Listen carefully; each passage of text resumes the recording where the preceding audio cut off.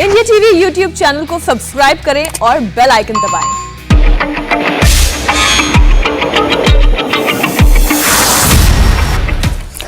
नमस्कार, आप देख रहे हैं इंडिया टीवी। आपके साथ मैं हूं मीनाक्षी जोशी। इस वक्त की बड़ी खबर, प्रधानमंत्री नरेंद्र मोदी से मुख्यमंत्री योगी आदित्यनाथ की मुलाकात जारी है, जिसमें यूपी सरकार के कामकाज को लेकर चर्चा होनी है। हर लिहाज से यह मुलाकात इसलिए महत्वपूर्ण बताई जा रही है कि 8 महीने के बाद उत्तर प्रदेश में विधानसभा चुनाव होने हैं। बहुत ज्यादा वक्त बाकी नहीं रह गया है और अगर आप गिनती करेंगे तो हर सीट को मिलाकर, यानी 400 से ऊपर तो सीटें हैं विधानसभा की, उसके लिए अब तो 365 दिन यानी 1 साल का वक्त भी नहीं रह गया है, केवल 8 महीने का वक्त रह गया, यानी एक सीट के लिए 1 दिन का वक्त भी बाकी नहीं है। इस लिहाज से आप ये समझिए कि आज की ये मीटिंग 8 महीने बाद होने वाले उत्तर प्रदेश विधानसभा चुनावों के लिहाज से आप समझिए कि बहुत महत्वपूर्ण है। और क्या क्या चर्चाएं होने वाली हैं, क्या एजेंडा है, क्या बैठक में बात हो रही होंगी, इस पर हम बात करेंगे। हमारे सहयोगी देवेंद्र पराशर हमारे साथ जुड़े हुए हैं। देवेंद्र, बहुत क्रूशियल है ये मीटिंग, क्या क्या एजेंडा है, क्या बातचीत हो सकती है? निश्चित तौर पे क्रूशियल मीटिंग है और खासतौर पे आप अगले साल, जैसे कि आपने बताया कि चुनाव होने हैं और चुनाव से पहले अगर इतनी सारी चुनौतियां उत्तर प्रदेश बीजेपी संगठन को झेलना पड़ रहा है या यूपी की सरकार को झेलना पड़ रहा है, तो जाहिर तौर पे बीजेपी के शीर्ष नेतृत्व के लिए वो एक चिंता का सबब है। और उस माहौल में अगर योगी आदित्यनाथ यहाँ पे दिल्ली में आ रहे हैं तो आप अंदाजा लगा सकते हैं कि किस प्रकार का उन्हें इंस्ट्रक्शन दिया जाएगा। जो चिंता का सबब जो मैं बता रहा हूँ, पहली चीज तो ये है कि पंचायत चुनाव में जबरदस्त हार हुई और वो पंचायत चुनाव सीधे इस बात को रिफ्लेक्ट करता है कि ग्राउंड पे आपकी स्थिति ठीक नहीं। दूसरी चीज कि उस पंचायत चुनाव में हार के पीछे जो एक वजह थी वो ये भी थी कि बहुत सारे बीजेपी के कार्यकर्ता, और उन्हें पार्टी ने अपने साथ उनको संबंध नहीं किया था, वो दूसरी जगह गया या फिर निर्दलीय लड़े और उन्होंने जीत हासिल की, तो जाहिर तौर पर यह संगठन पे भी सवाल खड़ा करता है। तीसरी चीज की कोरोना काल में जिस प्रकार से उत्तर प्रदेश की छवि बनाई गई, तो जाहिर तौर पर वो सही हो या गलत हो, लेकिन जनता में उसका बुरा असर जाता है, तो वो एक चिंता का सबब था। चौथी चीज ये कि अगर उसके बाद से कामकाज किया जा रहा है या राहत पैकेज या जो भी योजनाएं हैं कोरोना पीड़ितों के लिए, इन सारी चीजों या वैक्सीनेशन कराना है, इन सारी चीजों के लिए जनता के बीच आप किस प्रकार से जाएं और सरकार और संगठन में कैसे बेहतर तरीके से समन्वय और तालमेल हो, ये एक चिंता का सबब है। इतनी सारी पृष्ठभूमि में अगर योगी आदित्यनाथ प्रधानमंत्री से मुलाकात कर रहे हैं तो आप अंदाजा लगा सकते हैं कि पीएम की तरफ से किस प्रकार से उन्हें इंस्ट्रक्शन दिया जाएगा। और उसका पहला टेस्ट होगा जब जिला अध्यक्ष का चुनाव होगा। वहां पर बीजेपी के शीर्ष नेतृत्व को यह अपेक्षा है कि तकरीबन 65 का वो टारगेट रखे यूपी, और वहां पे 65 के आसपास जिला अध्यक्ष उनके जीत कर रहा है। जाहिर तौर पर ये कोई आसान टारगेट नहीं है और ये टारगेट तय किया गया था जब पिछले दिनों बीजेपी के संगठन महामंत्री बी एल संतोष और यूपी बीजेपी प्रभारी राधा मोहन सिंह वहां पे गए थे, और जो टारगेट दिया गया था वो यूपी का टारगेट नहीं था बल्कि दिल्ली से ये टारगेट दिया गया था। और वहां पर उसी समय से पार्टी नेताओं को उनके अलग अलग काम पे लगा दिया गया था। अलग अलग क्षेत्र में अलग अलग नेताओं को जिम्मेदारी दी गई है कि कैसे आप दूसरे लोगों से बातचीत करें, उन्हें अपने पाले में खींच के लेके आए। ये एक बड़ा चैलेंज रहेगा योगी आदित्यनाथ के लिए। और आज की जो मुलाकात होगी निश्चित तौर पर उस बात पे फोकस रहेगा। साथ ही साथ फोकस इस बात पे रहेगा कि 15 जुलाई के बाद पीएम का तकरीबन हर महीने यूपी का कार्यक्रम होना है और वो सरकारी कार्यक्रम होगा। तो ऐसे में कौन कौन सा डेवलपमेंट प्रोजेक्ट ऐसा है जिसमें यूपी की सरकार को किन सरकार से अपेक्षा है, जाहिर तौर पर एक बार जब योगी आदित्यनाथ सारी चीजें बताएंगे तो फिर पीएम उसके हिसाब से संबंधित मंत्रालय की योजनाओं को और ज्यादा तेजी से तैयार करने को कहेंगे। कुल मिलाकर इन सारे बिंदुओं पर चर्चा होनी है आज योगी आदित्यनाथ और पीएम की जो मुलाकात हो रही है उसमें। जी मीनाक्षी।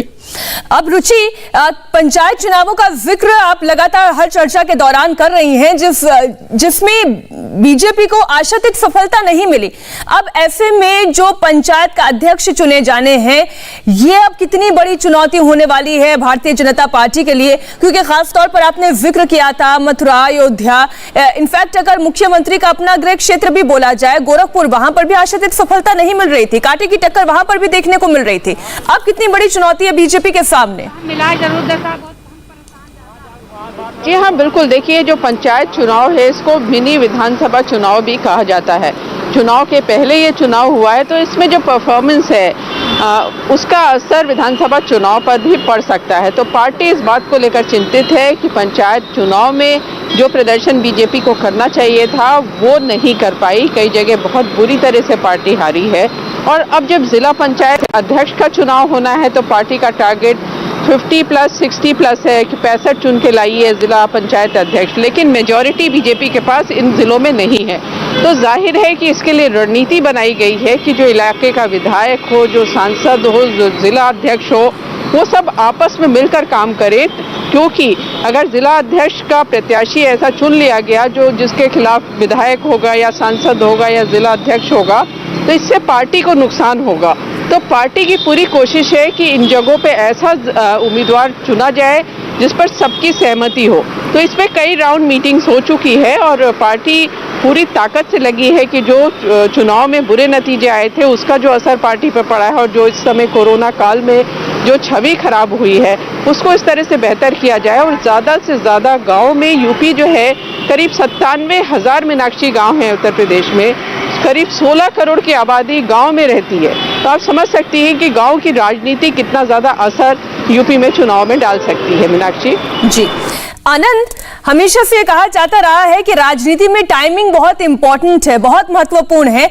अब आप मुलाकातों की टाइमिंग देखिए। जिस वक्त अमित शाह से मुलाकात करे थे योगी आदित्यनाथ, AK शर्मा मुलाकात करे थे निषाद साहब से, ये अब अपना दल के नेता से फिर अमित शाह जी की मुलाकात हुई।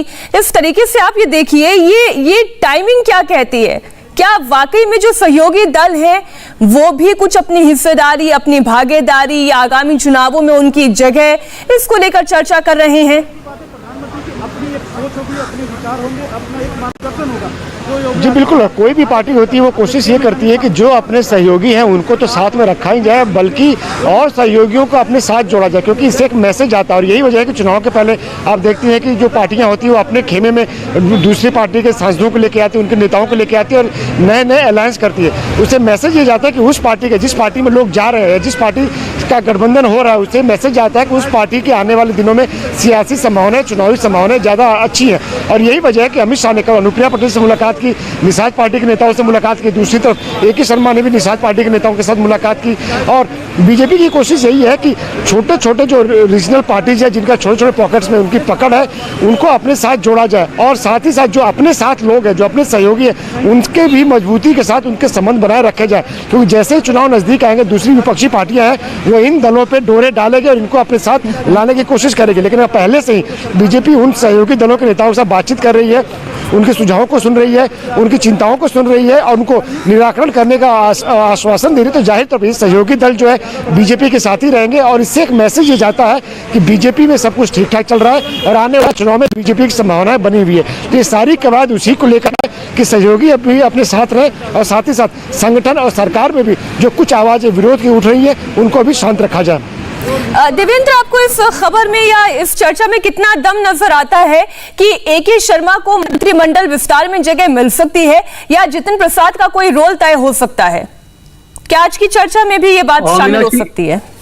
जी देवेंद्र, इस बात की संभावना कम है मीनाक्षी, लेकिन अगर AK शर्मा के रोल की बात करें तो जब इनको उत्तर प्रदेश भेजा गया था तो भेजने का मकसद ये था, उसका सीधा संदेश ये था कि दिल्ली और लखनऊ के बीच खासतौर पे 7L कैंप में सबसे ज्यादा भरोसेमंद माध्यम अब रहेंगे AK शर्मा उत्तर प्रदेश के मामलों को लेकर, और खासतौर पे उसमें जो डेवलपमेंट प्रोजेक्ट्स हैं उसको लेकर उनकी भूमिका ज्यादा रहने वाली है। लेकिन दूसरी चीज तय थी उसी समय कि उन्हें डिप्टी CM की जो हवाएं चल रही थी, पार्टी उस समय भी इस बात को बहुत सीरियस से पार्टी के नेता नकार रहे थे कि एक चीज तय है कि आगे जब भी मंत्रिमंडल विस्तार होगा AK शर्मा उसमें मंत्री पद की शपथ लेंगे। साथ ही वो ये भी बता रहे थे कि ये चीज भी तय है कि वो डिप्टी CM नहीं होंगे। मतलब पार्टी की ऐसी कोई रणनीति नहीं थी कि AK शर्मा को अचानक भेज के वहां पे डिप्टी CM बना दिया जाए। और उसके पीछे राजनीतिक वजह भी आप देख सकती हैं कि अगर वहां पर कास्ट कॉम्बिनेशन है तो AK शर्मा जिस जाति से आते हैं वहां पर अगर डिप्टी CM उनको बनाना है तो या तो पिछड़े वर्ग के केशव मौर्य को हटाना होगा या फिर दिनेश शर्मा को हटाना होगा, जो कि ब्राह्मण से आते हैं। ब्राह्मण ऑलरेडी नाराज हैं तो आप वो खतरा उठा नहीं सकते थे। पिछड़ा वोट आपकी बड़ी चिंता है तो केशव मौर्य पे आप ये दांव खेल नहीं सकते थे। और वहां पर एक भूमिहार जाति से आने वाले AK शर्मा को बनाकर यूपी में भूमिहार में कोई बहुत ज्यादा डोमिनेंट पॉलिटिक्स में उनकी हिस्सेदारी हिस्सेदारी नहीं है। पूर्वांचल में कुछ हिस्सों में है या वेस्टर्न यूपी में जो त्यागी हैं वो अपने आप को भूमिहार से संबद्ध करते हैं। तो इस स्थिति में ए.के. शर्मा को इस काल में बनाकर डिप्टी सीएम पार्टी एक खतरा राजनीतिक तौर पर भी नहीं उठा सकती थी और पार्टी की ये रणनीति भी नहीं थी। पार्टी के टॉप लीडर्स हमें लगातार बता रहे थे। हाँ, इतना जरूर है कि आगे जब मंत्रिमंडल विस्तार होगा तो उसमें आप एक मंत्री के तौर पे ए.के. शर्मा को निश्चित तौर पे देखेंगे। ए.के. शर्मा की जो अपनी खासियत है वो ये कि इकोनॉमिक से रिलेटेड जो डेवलपमेंट वर्क्स हैं उसमें उनकी बहुत ज्यादा कुशलता मानी जाती है। और आपने कोरोना काल में भी देखा कि बनारस को जिस प्रकार से रोल मॉडल के तौर पे विकसित किया गया, पीएम ने खुद इस बात का जिक्र किया, योगी आदित्यनाथ ने ये कहा कि इस मॉडल को बाकी दूसरे जिले भी अपनाएं, तो उसमें ए.के. शर्मा की बहुत अहम भूमिका थी। जब से वो बनारस में 14 अप्रैल के आसपास उन्होंने कैंप करना शुरू किया और बनारस की स्थिति जो बहुत खराब हुआ करती थी वो अचानक से उसका मेकओवर हो गया, यू टर्न मारा, 180 डिग्री पे वो बदल गया। और उसमें भी उन्होंने कॉर्पोरेट CSR फंडिंग की भी सहायता ली थी। तो ये जो कनेक्शन है, जैसे यूपी में SEZ बनाना है, इकोनॉमिक फ्रंट पर क्या कुछ करना चाहिए, इसमें ए.के. शर्मा की ज्यादा भूमिका रहेगी, ना कि राजनीतिक तौर पर। जी मीनाक्षी। रुचि, क्योंकि अभी अभी जिक्र किया बनारस का, तो मुझे ध्यान है रुचि कि जैसे ही दूसरी लहर कोरोना की कुछ कम पड़ने लगी तो जिस मॉडल का सबसे पहले जिक्र प्रधानमंत्री नरेंद्र मोदी ने किया और तारीफ की, वो वाराणसी के मॉडल की भी की। और उस दौरान भी हम ये जानते हैं कि ए.के. शर्मा वाराणसी में उसी दौरान रहे, उन्होंने वहां पर शायद कामकाज भी कुछ संभाला होगा। आप इस पे ज्यादा रोशनी डाल सकती हैं रुचि? जी हाँ, बिल्कुल। देखिए, जो कोरोना का काल था जिसमें बहुत ज़्यादा जिस समय केसेस आ रहे थे, जो बनारस था वो लखनऊ पहले नंबर पे था और दूसरे नंबर पे बनारस, प्रयागराज, कानपुर ये रहते थे। तो हालात वहाँ पे भी बहुत ख़राब थे। ऐसे समय में ए.के. शर्मा को वहाँ पर भेजा गया। प्रधानमंत्री की संसदीय क्षेत्र है काशी, तो लिहाजा उस पर बहुत ज़्यादा ध्यान था। तो ए.के. शर्मा ने वहाँ पे ये कहा जाता है कि बहुत अच्छी तरह से मैनेजमेंट किया। जो ऑक्सीजन की कमी थी वो चाहे बेड्स की कमी हो, इलाज लोगों को मिलना हो, दवा ठीक से मिलना हो, तो पूरा एक जो उन्होंने प्रोसेस वहाँ पे तैयार किया, जिस तरह से स्कीम्स बनाई, जिस तरह से योजनाएं बनाई, उसका असर देखने को मिला और कोविड कंट्रोल वहाँ पर हो पाया। जो लोगों की नाराज़गी बाकी जगह देखने को मिली वो वहाँ पर थोड़ी सी कम देखने को मिली। तो इस तरह से ए.के. शर्मा का इस्तेमाल कोविड काल में किया गया। और जैसा देवेंद्र बता रहे हैं, ए.के. शर्मा, जैसा देवेंद्र ने कहा कि मंत्रिमंडल विस्तार होता है तो वो मंत्री ज़रूर बनेंगे, लेकिन उनकी मुख्य भूमिका जो यूपी में सरकार काम कर रही है उसका क्या फीडबैक है, ज़मीन पर जो योजनाएं हैं वो चाहे केंद्र सरकार की हो चाहे प्रदेश सरकार की हो, उनका ज़मीन पर कितना असर है, जनता तक वो योजनाएं पहुंच पा रही हैं कि नहीं पहुंच पा रही है, ये सारे फीडबैक देने का काम उनका है। आनंद, क्या मंत्रिमंडल में पिछड़ों और दलितों की भूमिका को बढ़ाया जा सकता है, उनके प्रतिनिधित्व को बढ़ाया जा सकता है, जिससे कि हिंदुत्व के संरक्षण की भी जो बात होती है, एकजुटता की बात होती है, सामाजिक संतुलन की बात होती है, उसे बनाया जा सके?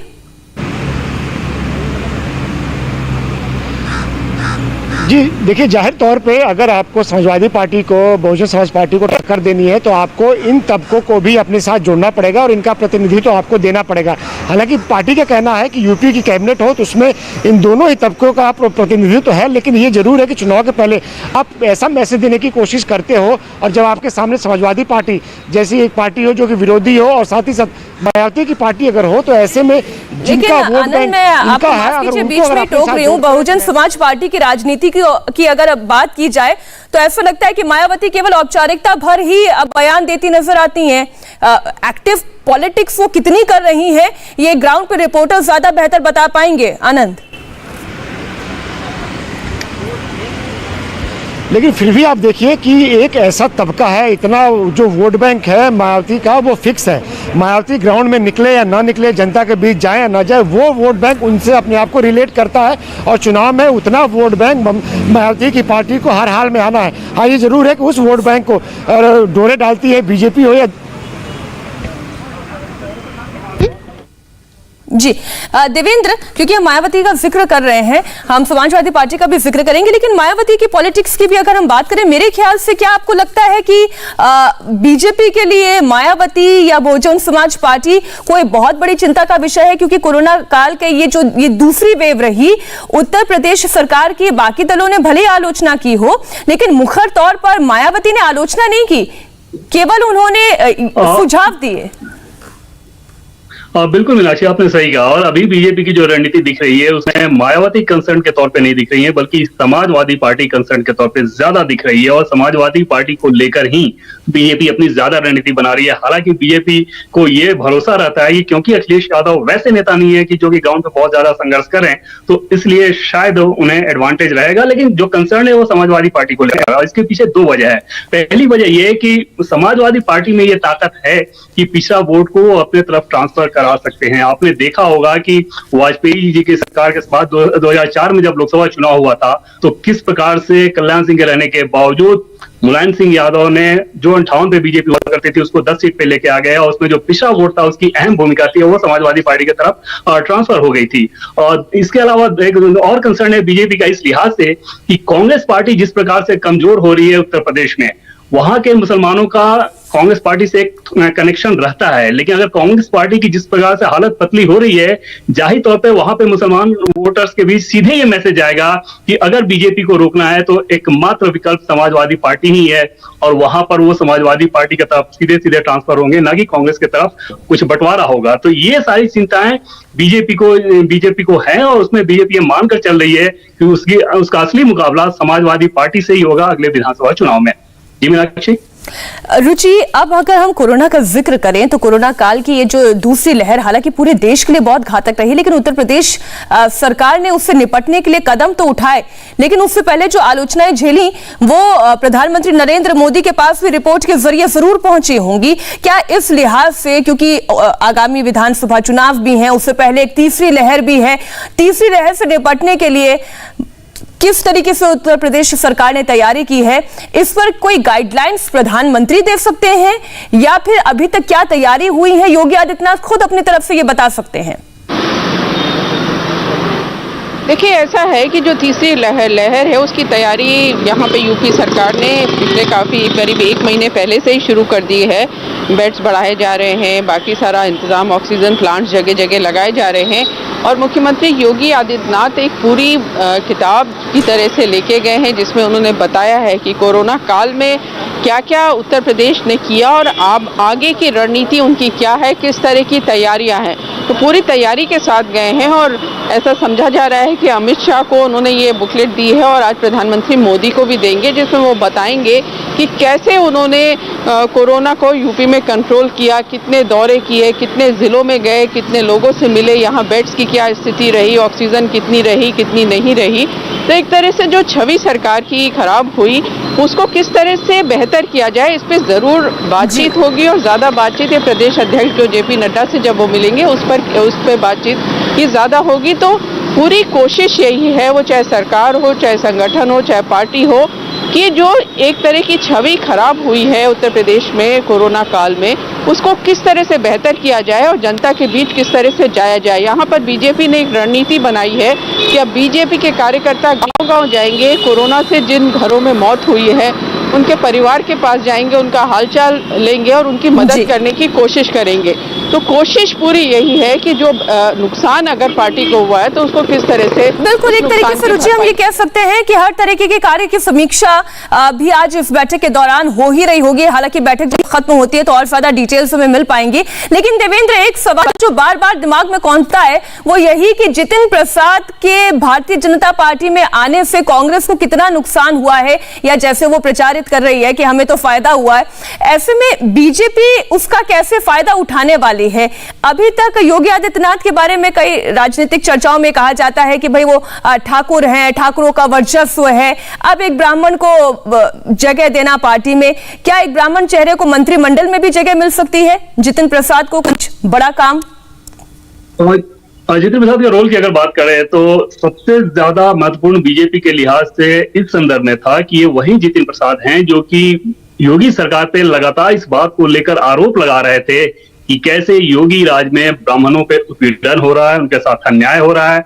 कुछ अपराधियों पे जब कार्रवाई की गई तो वो क्योंकि ब्राह्मण जाति से, उसे भी जितिन प्रसाद ने इसी चीज से जोड़ के देखा था। उसके लिए ब्राह्मण चेतना मंच जो बनाया, उसमें कार्यक्रम किया, अलग अलग जगह जाने की बात उन्होंने कही। हालांकि कोरोना के चलते वो अलग जगह पे नहीं गए, वर्चुअली उन्होंने बहुत सारे कार्यक्रम किए, लेकिन ये सारी चीजें वो कर रहे थे। मतलब ये कि योगी आदित्यनाथ पे ब्राह्मण फैक्टर को लेकर जो सबसे ज्यादा हमला किया जा रहा था वो जितिन प्रसाद द्वारा किया जा रहा था। अब वो जितिन प्रसाद अगर बीजेपी में जब आ गए तो अंदाजा आप लगा सकती हैं कि कम से कम इस हमले को बीजेपी ने कैसे कुंद कर दिया। और यहां पर अगर वो आगे मंत्रिमंडल विस्तार होता है और उसमें जितिन प्रसाद जगह बनाते हैं तो इस पे भी हैरानी नहीं होनी चाहिए। हालांकि ब्राह्मण मंत्रियों की आप बात कर लें तो जहां से जितिन प्रसाद आते हैं उसमें पास के जिला है, जैसे सीतापुर, वहां से ब्रजेश पाठक हैं, रीता बहुगुणा जोशी और दिनेश शर्मा जो कि लखनऊ से आते हैं। तो इन इलाकों में जितिन प्रसाद ऐसा नहीं है कि अक्रॉस द स्टेट कोई ब्राह्मण फैक्टर वो हो, और शाहजहांपुर, धौरहरा, लखीमपुर खीरी जो तराई का क्षेत्र है वहां पे जितिन प्रसाद की भूमिका है ब्राह्मण पॉलिटिक्स को लेकर। लेकिन बीजेपी के पास ऑलरेडी वहां पे चेहरे हैं। दूसरी तरफ अक्रॉस द स्टेट आप बात कर लें तो श्रीकांत शर्मा है, महेश शर्मा है, सांसद के तौर पर शिवप्रताप शुक्ला है, वहां पे महेंद्र पांडे हैं जो कि केंद्रीय मंत्री हैं। पूरे तरीके से बहुत सारे हर क्षेत्र में बीजेपी के पास ब्राह्मण नेता हैं। लेकिन जो सबसे अहम भूमिका थी जितिन प्रसाद की, वो ब्राह्मण फैक्टर को लेकर योगी सरकार पे लगातार हमलावर थे। और ऐसे में चुनावी साल में अगर इस तरह से हमला होता है तो उस सेंटिमेंट के और ज्यादा उभरने का खतरा था। और वहां पर बीजेपी के लिए एक मास्टर स्ट्रोक है। रह गई बात कांग्रेस की कमजोर होने की, तो निश्चित तौर पे कांग्रेस के लिए एक बड़ा खराब मैसेज ये रहा कि अगर अपने नेताओं को ये रोक नहीं पा रही है तो चुनाव में क्या अच्छा करेगी। और यहां पर जैसे कि मैंने पहले आपको बताया क्या था कि जो माइनॉरिटी वोट है जिसका कांग्रेस से ऑलरेडी एक कनेक्शन रहता है कहीं ना कहीं, तो उसमें भी ये मैसेज जाएगा कि जब ये अपने नेताओं को ही नहीं रोक पा रहे हैं तो फिर हम इन्हें कितना सीरियस प्लेयर के तौर पर देखें। और फिर उनके पास विकल्प सिर्फ रहेगा समाजवादी पार्टी की तरफ जाने का। और ये चीज समाजवादी पार्टी को मजबूत बनाएगी, कांग्रेस की हवा निकाल रही है। और बीजेपी के लिए फायदेमंद इस लिहाज से कि ब्राह्मण को लेकर जो सबसे ज्यादा हमला कर रहा था वो उनके साथ है। अगर वो मंत्रिमंडल में जगह पा गए तो आप अंदाजा लगा सकते हैं कि बीजेपी की रणनीति कितना सफल रहेगी। जी रुचि, एक जानकारी मैं आपसे चाहती हूँ। ये जानकारी इस सिलसिले में बीच में सरकार की आलोचना या योगी आदित्यनाथ की आलोचना इस मुद्दे पर भी हुई थी कि परशुराम जयंती, परशुराम जी जो भूमिहारों के आराध्य देव कहे जाते हैं, उनकी जयंती को भी गैजेटेड हॉलीडेज की लिस्ट में से निकाल दिया गया था। इसको लेकर भी कुछ विवाद जरूर हुए थे। देखिए, ऐसा है कि यूपी में जाति जो समीकरण है वो बहुत ज़्यादा मायने रखते हैं चुनाव के टाइम पर, क्योंकि यहाँ पर वोट बहुत ज़्यादा पड़ता है जाति के नाम पर, चाहे वो पिछड़ी जाति हो, अग्रणी जाति हो। तो जो भी पार्टी, जो सरकार है, जैसे इस समय बीजेपी की सरकार है, तो उसकी कोशिश यही है कि सारी जातियां हैं वो समीकरण साथ के रखा जाए।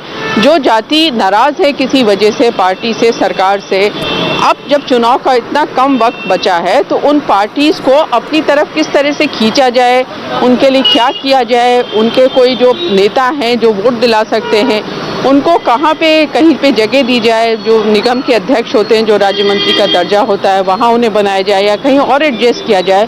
तो ये सारी रणनीतियों पे विचार हो रहा है कि जिससे जब बीजेपी चुनाव में उतरे तो हर जाति का वोट उसको मिले। और जिस तरह की सफलता पिछले चुनाव में 2017 में बीजेपी ने हासिल की थी, कम से कम वो जो पोजीशन बीजेपी की थी वो बरकरार रहे। मीनाक्षी जी, आनंद, एक छोटा सा सवाल, क्या जितिन कार्ड से योगी आदित्यनाथ को असहज करने की भी कोई कोशिश थी? क्या ये संभव है? फिर से सवाल दोहराइएगा। क्या जितिन कार्ड जिस तरीके से खेला गया है, बीजेपी में उनको लाया गया है, इससे योगी आदित्यनाथ को असहज करने के भी कोई प्रयास था? नहीं, ऐसा नहीं लगता। आपने देखा होगा कि जैसे ही कल योगी आदित्यनाथ दिल्ली पहुंचे, उनकी अमित शाह से मुलाकात हुई, उसके बाद जितिन प्रसाद सबसे पहले वो नेता थे जो कि यूपी सदन में जाके योगी आदित्यनाथ से उन्होंने मुलाकात की थी। तो अगर कोई दूसरी पार्टी के नेता बीजेपी में आते हैं तो जाहिर तौर पर कहीं न कहीं इसका फायदा योगी आदित्यनाथ को ही मिलेगा, क्योंकि जो कोलिशन तैयार होगा वो अलग अलग समुदाय के नेताओं को लाकर, जातियों के नेताओं को लाकर अगर आते हैं इसमें, तो इससे पार्टी का जनाधार बढ़ेगा, बीजेपी की और पैठ बढ़ेगी।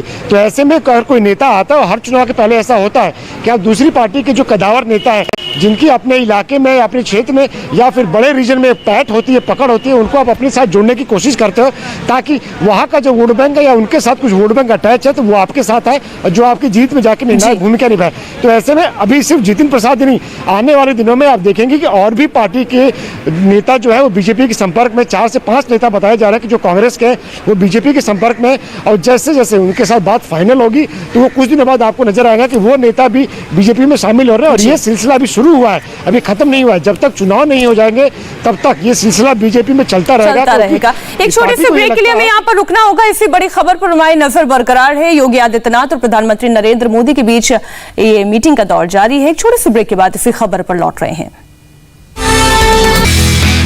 नमस्ते, मैं हूं मीनाक्षी जोशी। वीडियो और खबरों से अपडेट रहने के लिए India TV YouTube channel subscribe करें, बेल आइकन दबाना ना भूलें। जुड़े रहें इंडिया टीवी के साथ।